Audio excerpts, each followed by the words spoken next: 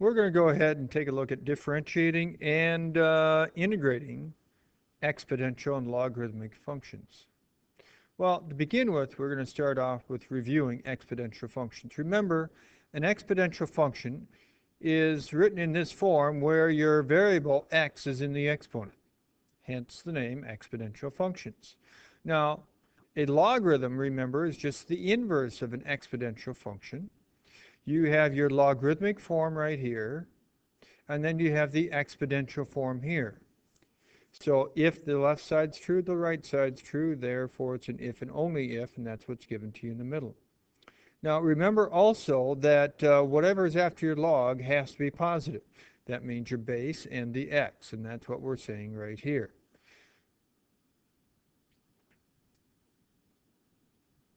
Now, to refresh your memory on rules of exponents, we have those here. You should remember those, and you should remember your properties of logarithms because we talked about natural log stuff a couple of days ago. Remember, if you're multiplying after a log, you can break it apart and add. If you're dividing after a log, break it apart and subtract. Remember, if you have an exponent after a log, you put that exponent down in front. Also, your log base a undoes the a to a power here, leaving you with just that power. Or also, if you have a log base a and an exponent of an a, they undo each other, leaving you with just the x. Also, a log base of a of 1 is 0. Also, to refresh your memory, log base e is your natural log, and your common log is log base 10, which is written as log x without any base. So if there's no base written, it's assumed to be base 10, common log. If it's an ln, it's a natural log. So we need to go ahead and solve these equations. So we're going to just review some of the pre-algebra stuff, or not pre-algebra, pre-calc stuff, before we get into dealing with the calculus.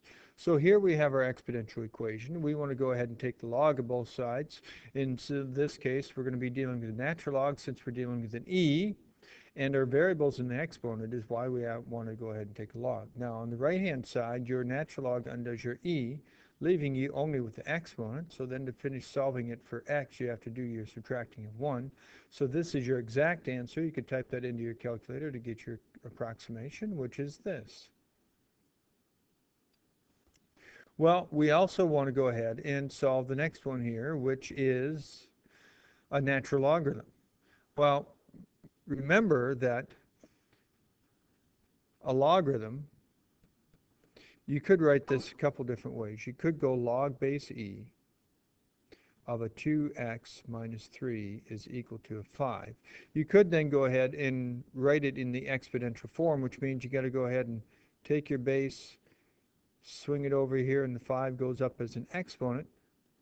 Or you could exponentiate both sides, basically both raise each side to the e power. It's going to work in the same way. Now, when you use this form over here, you go e to the 5, that's what we have here. It drops off your log, that's what we have here. Or if you took e and raised it to both of these, you would get this. Remember, your e undoes your natural log, leaving you with this here. So then you got to go ahead and add your 3, divide by your 2. So we have our exact answer here. Then you can go ahead and type that in to get an approximation. Now just be aware that an exact answer with an approximation is okay in class, even if it does not ask for an approximation, as long as you have the exact answer. If it just says solve and does not say approximate, make sure you're putting down exact answers. So now we have to review just some of the properties of your natural exponential function. Well, you'll notice here your natural exponential function goes up forever, so it's always increasing. It's always continuous. You can draw it without ever lifting up your pencil. Your graph exists only above the x-axis. That's where your y values are positive, so that's why your domain is positive. I mean, your range is positive. Your domain is all real numbers because it goes to the right forever, goes to the left forever without any breaks. You'll notice it would also be 1 to 1 because it passes the horizontal line test. A horizontal line would cross it only once. The concavity structure, just looking at your graph, is concave up. Now, when you're looking at the derivative of e to the x. The derivative of e to the x is e to the x. Other than y equals 0, it's the only function that has its same derivative being the original function. Now, if you're dealing with something other than just an x up here, it basically boils down to this. It's still going to be e to that power, but times the derivative of that power. Once again, it's e to that power times the derivative of that power. So here, we're going to work this out.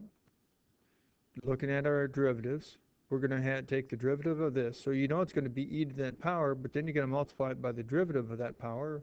Derivative of 4x is 4. So in other words, you get 4e to the 4x. Same idea here. E to the power, so you know your derivative is going to be e to that power. But then you got to multiply it by the derivative of your exponent, which is just negative 2. So you get negative 2e to the negative 2x. Over here, take your derivative. You know it's going to be e to that power, but times the derivative of the exponent, which is just k. So it's k e to the kx.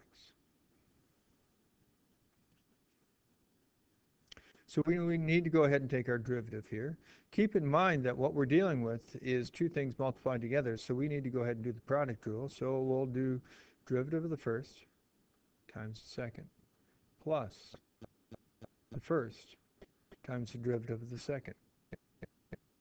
Now, where does that negative 1 come from? Well, remember, when you're dealing with the derivative of this, you're going to have that e to the negative x, but got to remember, multiply it by the derivative of the exponent. Derivative of negative x is that negative 1, so that's where that comes from. So we get our derivative to be this. If you wanted, you could go ahead and pull out a common factor, but you don't need to. So the blue would be fine, or if you did pull out your common factor, the orange would be fine.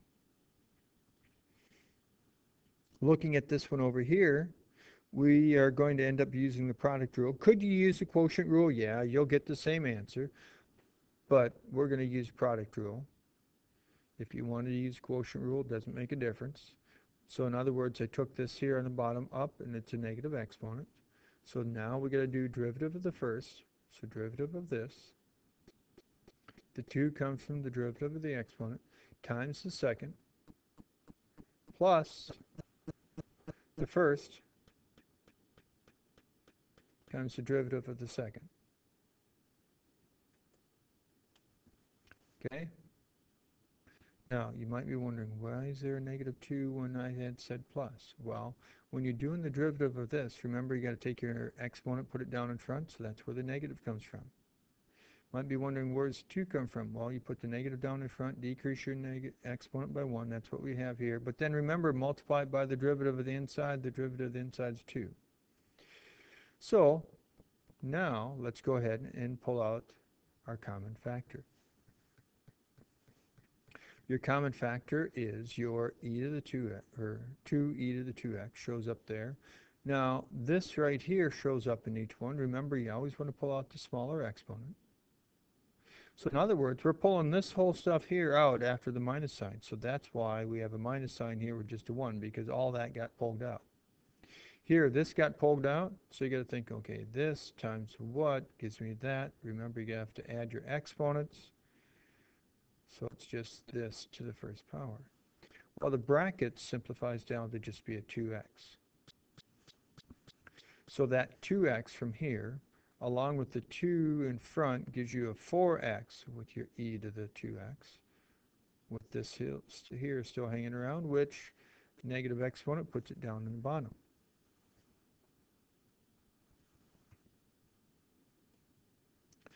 Oh, we need to go ahead and find the max and mins of this. Well, we can do that. We already did our derivative, so then we have 3 things multiplied together to give you 0. So you set the first one equal to 0, and you get x to be 0. Set the third one equal to 0, and you get x to be 2. Set the middle one equal to 0, and e to the x is never 0. So you only have 2 critical points, so you put that in the number line. Notice we have it as y prime. Check a number in each region. You check a number over here, say negative 1, plugging it in here ends up giving you a negative. This is negative, that's positive, that's positive. Same idea over here, same idea over here. And then we get a maximum here and a minimum here. And so those you got to plug in to get your to your original function, you get your max and min.